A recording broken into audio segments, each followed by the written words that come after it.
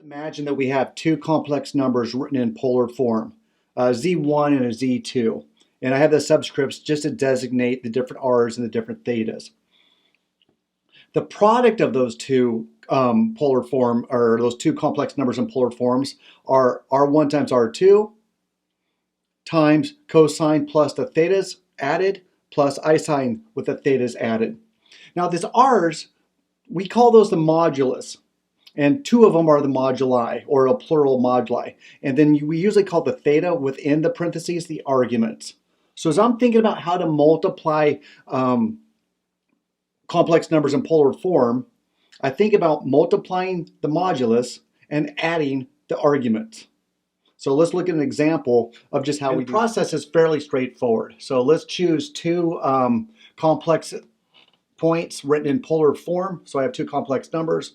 Polar form, multiply them. So when we multiply them, we multiply the modulus. So the 4 times the 7. And then we add the arguments within each particular trigonometric function.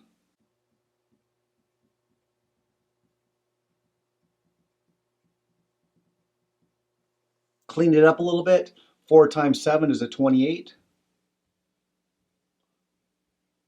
Cosine of 50 plus 100 is 150.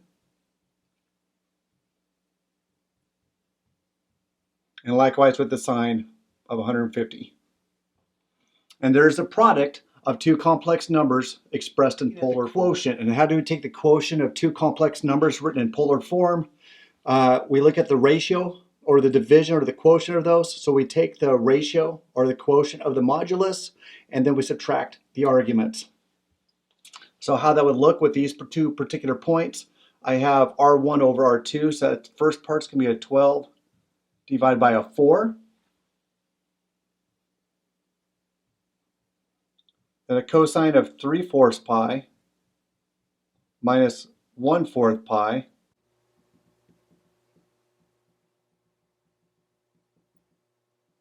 And then clean it on up a little bit. 12 divided by 4 is a 3. Cosine 3/4 pi minus 1/4 pi is 2/4 pi, or pi halves. And then the sine will follow suit as well, since it's the same argument inside. And so there's how we take the quotient of two complex numbers written in polar form.